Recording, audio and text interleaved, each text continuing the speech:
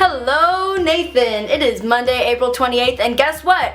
We have a new neighbor. Okay, well, no, they aren't just our new neighbor, and this neighbor isn't technically new either. We just haven't noticed him before. I'm talking about WISE J085510.83-071442.5. It is a brown dwarf star, only 7.2 light years from our star system. It is the fourth closest star to our sun. Now you may ask yourself why we've never noticed this guy before.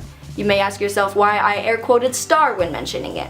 You may ask yourself why I memorized his current name, WISE J085510.83-071442.5. You may ask yourself why you're watching this video instead of out getting some delicious pizza. At least two of these questions, and possibly others, will be answered during the length of this video.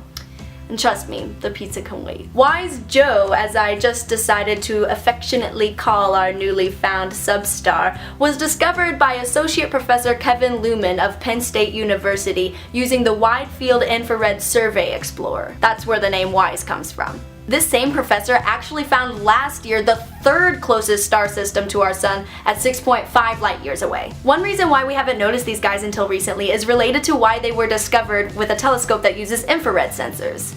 We can't see them. The light that they put off is the strongest in the infrared section of the light spectrum.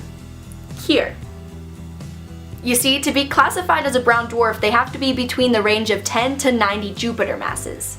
What makes these stellar objects different from, say, our sun is that their low mass does not allow for hydrogen-1 fusion reactions to occur in their core. The objects heavier than around 13 Jupiter masses will fuse deuterium in their cores, and the objects heavier than around 65 Jupiter masses will also fuse lithium. Now, our buddy WISE Joe is estimated to be between 3 to 10 Jupiter masses, which means it could potentially be a very large gas giant that somehow got kicked out of its solar system. But whoever the experts are say that it's more likely that it's a brown dwarf just because they're really common. So what makes WISE Joe unique is its comparatively tiny size. It's so small that its average temperature is between -59 to +9 degrees Fahrenheit. What? A star that gets colder than it does here in Kansas? In fact, WISE Joe holds the record for being the coldest brown dwarf ever discovered. All of this wishy-washy categorization of good old WISE Joe and brown dwarfs in general is something I really love about science. It shows us how our universe isn't so black and white, but how everything really just lies on the spectrum.